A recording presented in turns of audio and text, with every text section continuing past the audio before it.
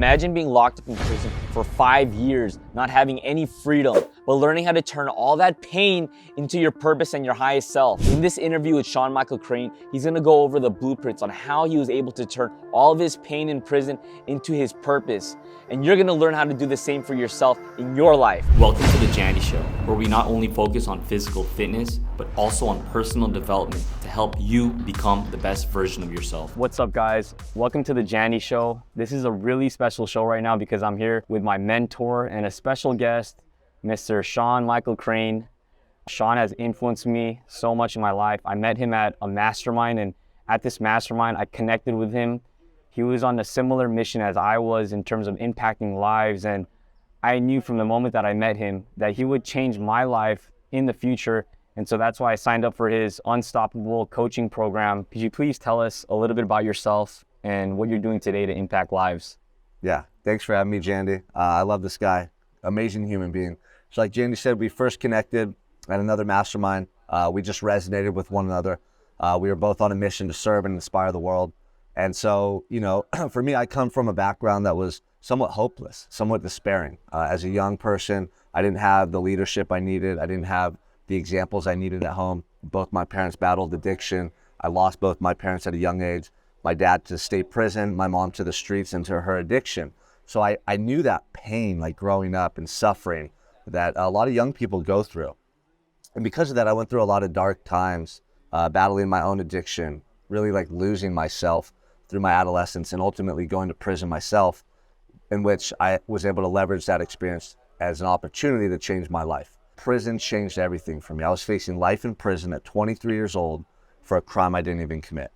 And it gave me the opportunity to finally confront, my pain. It gave me an opportunity to confront the things I had been running from for so long. And I think a lot of people live in denial or try to run from their problems instead of confront them. So prison gave me an opportunity to confront my tragedy, the trauma that I went through with my parents, and I was able to heal in that time. I was able to then really get clear on who I wanted to be as a person in this world. I wanted to be my best self. I wanted to be someone I was proud of. I wanted to make an impact.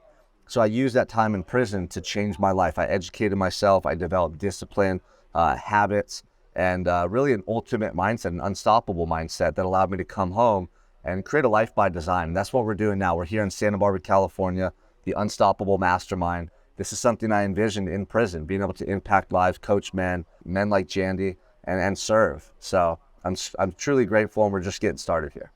Yeah, man, that's amazing. The fact that you were in prison and you were able to find your purpose in prison. Man, a lot of people are struggling to find their purpose in life right now, yet you went to prison and you were able to find that there.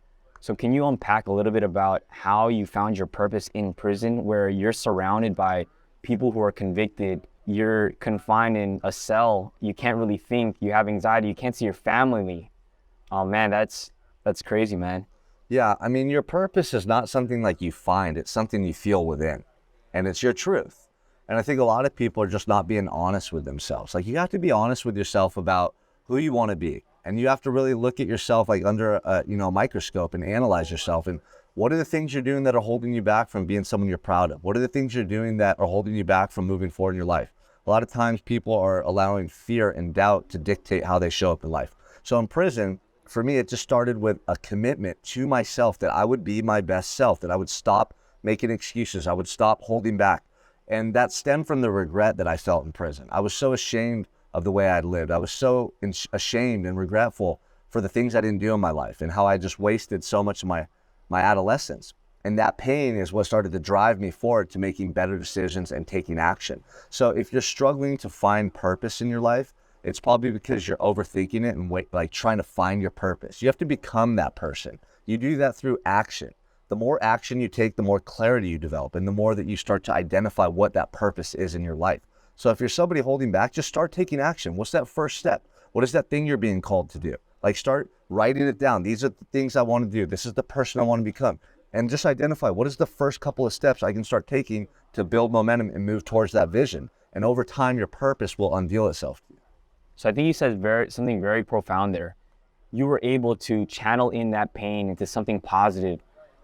How did you do that? I mean, I used the pain as a catalyst to improve the quality of my life, because before that I had been a victim and I allowed the pain to define me and hold me back. And this happened because I stayed in denial. I didn't want to face the truth. I ran from my problems. So that pain continued to recycle itself over and over and over within my life. So I used drugs and alcohol to numb out the pain.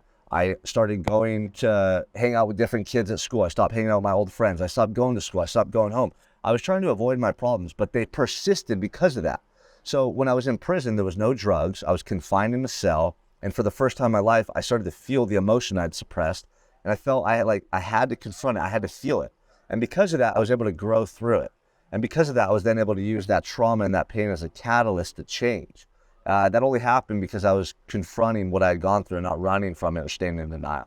So it sounds like you reflected upon all the things that you've been through and you were running from all this, but you just were able to write it all down and create a game plan of, you know what, I'm going to surrender. I'm going to accept my pain and my situation. I'm going to create a game plan so that I can reframe my pain into something positive. And for you guys struggling out there, going through pain, having a toxic relationship, whatever your pain may be, you start by accepting and surrendering to your problems because you want to be a better version of yourself.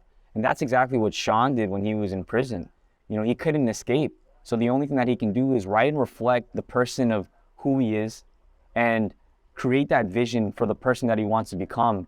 And in this mastermind, Sean, we went over a series of exercises of figuring out our purpose, our vision.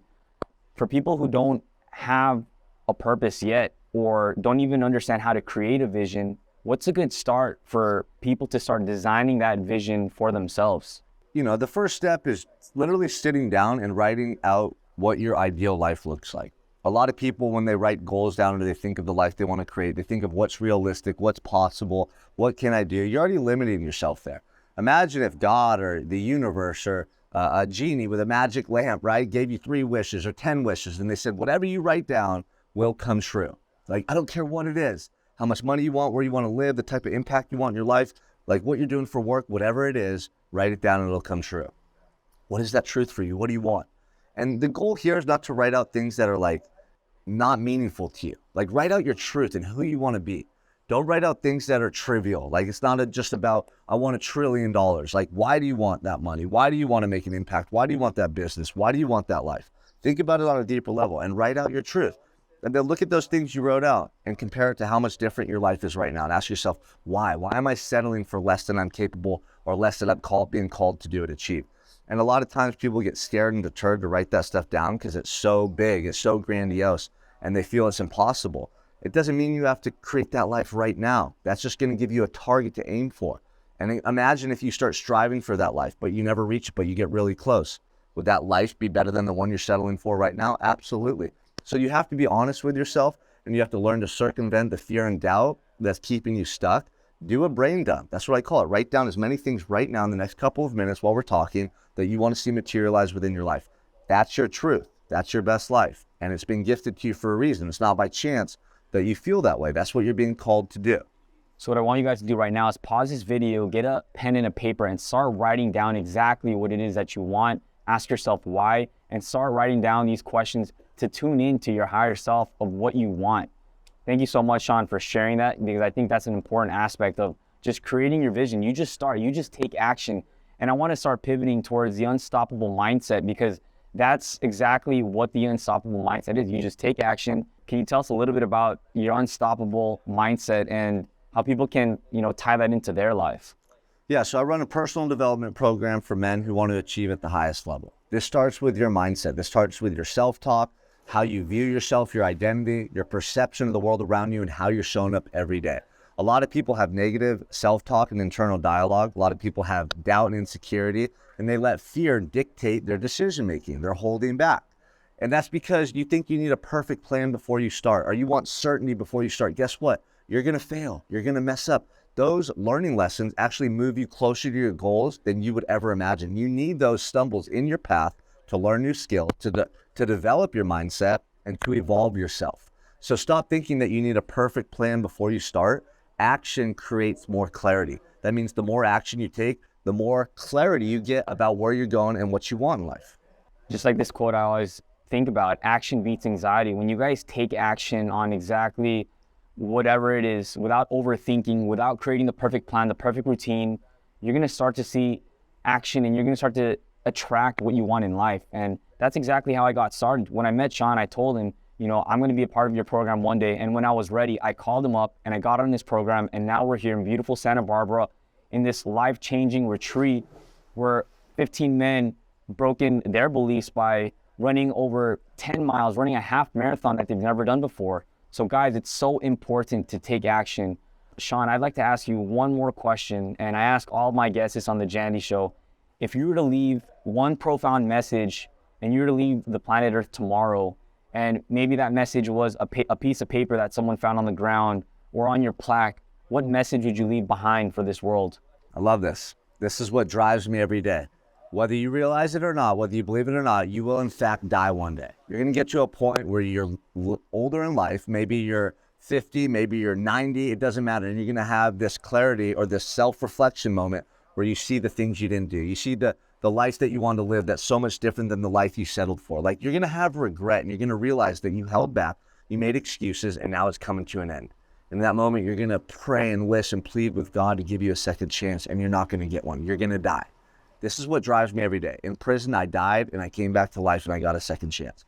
They told me I was doing life in prison at 23. It's done. It's over. And all I saw was the things I didn't do, the person I could have become, the things that I neglected, the procrastination, the excuses, all the stuff that people are doing nowadays, acting like they have forever to live. You don't. If you don't start taking action now, you're going to be that guy at the end of their life wishing they had a second chance. And that regret is going to kill you. But you have an opportunity now to start taking action, to become someone you're proud of, to create the ultimate life. So when you get to the end, you're filled with gratitude and love, and you know you gave your all, not asking God, please give me a second chance. I did it wrong. I need to go and do a do-over. There's no do-overs. Start today, start now. Beautiful. Guys, this was such a great podcast. And, you know, I've been blessed to be surrounded by Sean and his presence and through the Zoom calls that we have every week. Sean, if people want to learn more about you, where can they find you? You can reach out to me on Instagram, Sean M. Crane, or visit my website, SeanMichaelCrane.com. Reach out to me, check out the program. If you're looking for personal development, business development, let's talk. Sean, I appreciate you. Thank you again for being on the show. Much love, man. Yeah, bro. Appreciate you. Thank you.